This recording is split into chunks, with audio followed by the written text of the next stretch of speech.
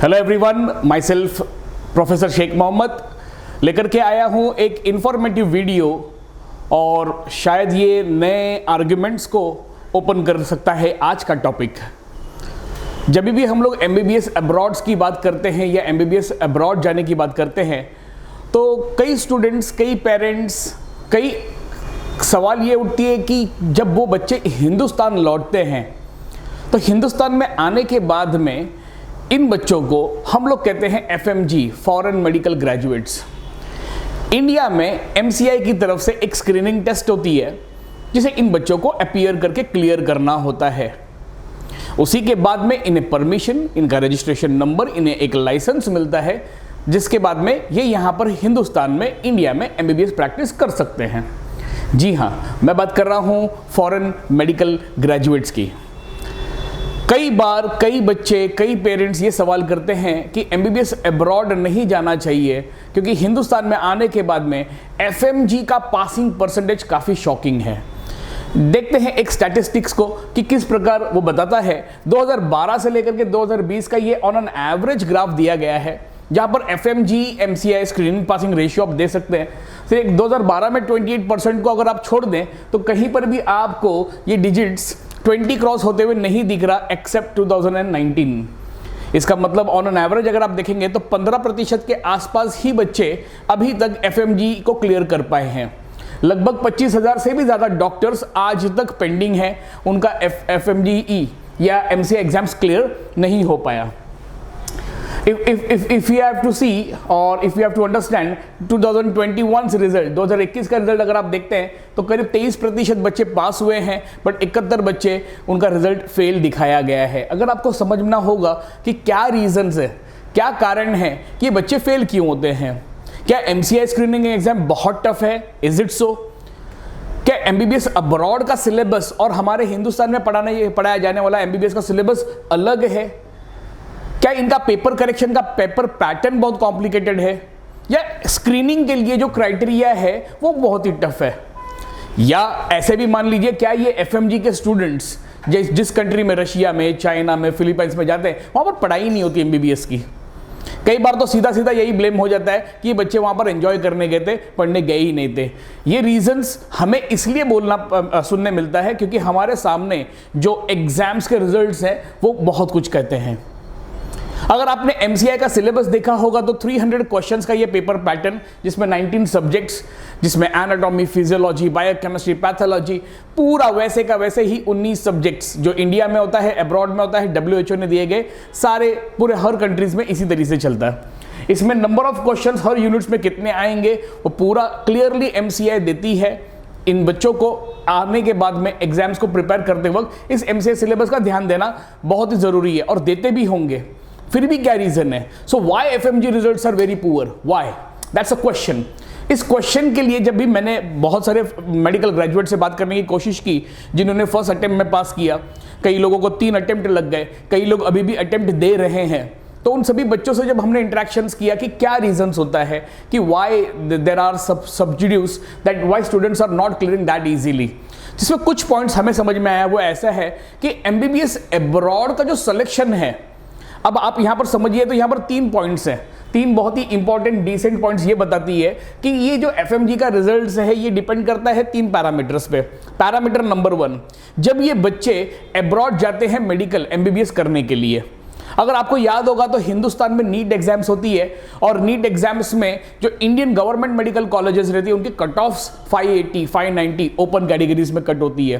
Cast में आप 20-25 marks कम भी समझ सकते हैं, लेकिन अब्रॉड जाने के लिए ऐसा कोई हार्ड एंड फास्ट क्राइटेरिया नहीं है। क्राइटेरिया बहुत ही सिंपल है। You should be 50% and above in your physics, chemistry and biology, या एग्रीगेट 50% आपका होना चाहिए। नीट आप क्वालिफाई होने चाहिए। जी हाँ, कहीं ना कहीं ये रिलैक्स नॉर्म इस 2012 के पहले या 2014 के पहले तो ये नॉर्म भी नहीं था। सिर्फ 12th के 50% बोर्ड्स के स्कोर पर ही बच्चा एमबीबीएस अब्रॉड करने चला जाता था।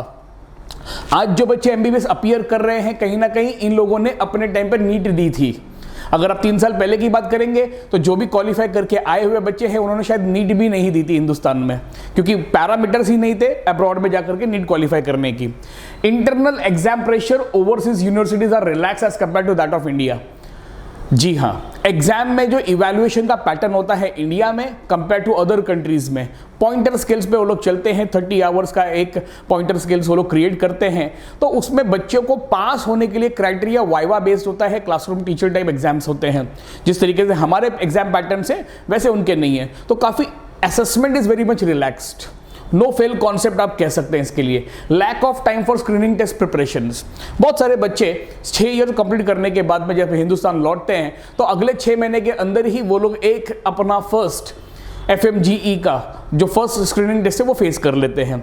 अब how much they are prepared, whether they are focused, whether they know कि जो सिलेबस उन्होंने 6 साल में पढ़ी है क्या उनको वो पूरा पैरामीटर्स याद है, कुछ भी आइडिया नहीं है। तो यहां पर जैसे ही फर्स्ट पेपर्स वो फेस करते हैं to see the type of papers, या तो lack of preparation is a very big issue. कई बच्चे पहले से तैयार होते हैं तो यहां पर एक पीयर प्रेशर बन जाता है। तो yes, peer pressure do define the failures among this students also. जब ये हिंदुस्तान बच्चे लौटते हैं तो इनके दिमाग में 2 चीजें चलती हैं। एक तो short term money, pocket money आना शुरू हो जाना चाहिए क्योंकि ऑलरेडी पेरेंट्स के काफी खर्च हो चुके हैं, और दूसरा प्रेशर होता है इनको कि इंटर्नशिप इंडिया में कहीं मिल जाए। तो यहां पर एक पैराडॉक्स बन जाता है कि ये स्टूडेंट्स कहीं ना कहीं डीफोकस हो जाते हैं अपने मेन टारगेट को लेकर के। तो आज यहां पर एक सजेशन आप सभी बच्चों के लिए जो ऑलरेडी ग्रेजुएट्स हो चुके हैं, जो होने वाले हैं, या जो बच्चे जाने वाले हैं, कोई भी कॉलेज। बीच में एक बच्चे ने मुझे पूछ लिया था कि सर आप अब्रॉड कौन सा कॉलेज सजेस्ट करते हैं, रशिया में, अर्मेनिया में, यूक्रेन में, फिलीपाइंस में, कहाँ पर रेकमेंड करेंगे? बांग्लादेश में सर बहुत अच्छा रिजल्ट आता है FMG का। आपको मैं बता दूं, दुनिया में कोई भी कॉलेज, कोई भी मेडिकल कॉलेज आपको MCI के लिए प्रिपेयर नहीं कराता। This is very clear. उनके MCI के रिजल्ट्स बहुत अच्छे हैं, पासिंग आउट रिजल्ट बहुत अच्छा है किसी कॉलेज का, किसी कंट्री का। तो आप गलत फहमी में हैं। ये बच्चे होते हैं, ये स्टूडेंट्स होते हैं, इनके परफॉर्मेंस पे डिपेंड करता है कि ये किस तरीके से इस स्क्रीनिंग एग्जाम्स को परफॉर्म कर रहे हैं। तो लेकर के आते हैं एक पॉइंट की सक्सेस इन MCI स्क्रीनिंग। तो नंबर 1 पॉइंट है prepare as per MCI paper pattern. सबसे पहले तो आपने 6 साल वहां पर पढ़ाई की, 5 साल की, जो भी पढ़ाई की, जो 19 सब्जेक्ट आपने पढ़ाई किए, उसको सबसे पहले आप एनालिसिस करिए कि MCI किस प्रकार पेपर्स में क्वेश्चंस को सेट करने वाली है। सेम उसी तरह जैसे आप नीट में प्रिपेयर करते हैं तो every chapter has a weightage, right? Same way आप वेटेज के हिसाब से प्लान कर लीजिए।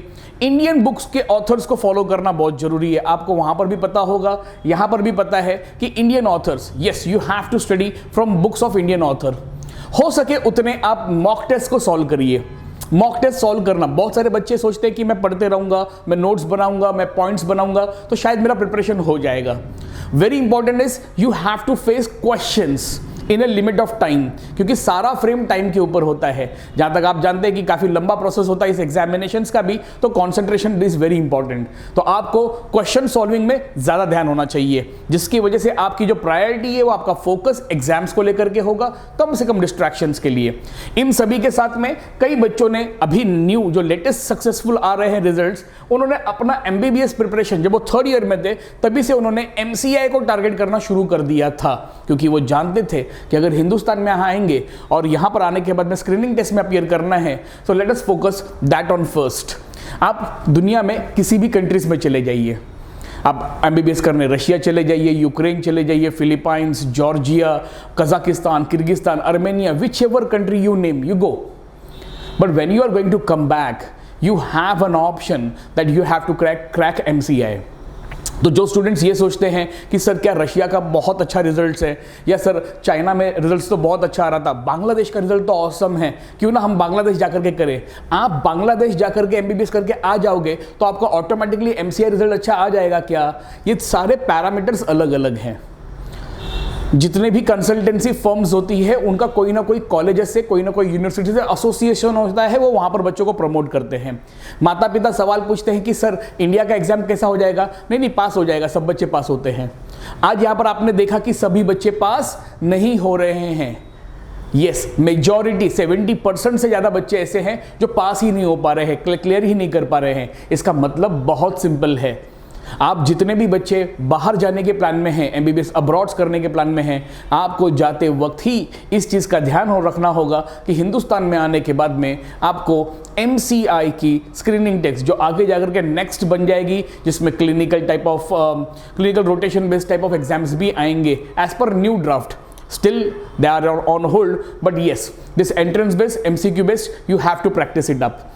So all the best to all students who are going to go abroad this year, and all those who are going to appear MCI this year. Best of luck, be focused, and yes, India needs good number of doctors. Why our students are going abroad? If that is the question I have to leave you, very simple answer. अगर हिंदुस्तान के पास में doctors की ज़रूरत है और हमारी production capacity अगर 70,000 से ज़्यादा नहीं है डॉक्टर्स की, तो डेफिनेटली हमारे बच्चों के पास में दूसरे कंट्री में जाकर के MBBS करके वापस आने के अलावा ऑप्शंस नहीं है. I hope India will increase number of medical seats. At least we need 4 lakhs to 6 lakh seats a year, and none of Indian student will ever go outside India to pursue MBBS. Soon I'll be bringing some of the courses. अच्छा, Russia is going to close admissions for MBBS this year by 30 of October. तो जो बच्चे MBBS in Russia admission सोच रहे हैं, उन्होंने तुरंत अपना कॉल ले लेना है. आप सोच रहे हैं कि नीट एग्जाम्स नहीं हुए सर, नीट के रिजल्ट्स नहीं है, या that all parameters are there, but those who are very clear, those who are repeating NEET and they are very clear they are going to go abroad, या Russia is going to close its admission before 30 of this October. So students, for more information, you can call us and you can connect us, and definitely we are there to guide you. Thank you very much.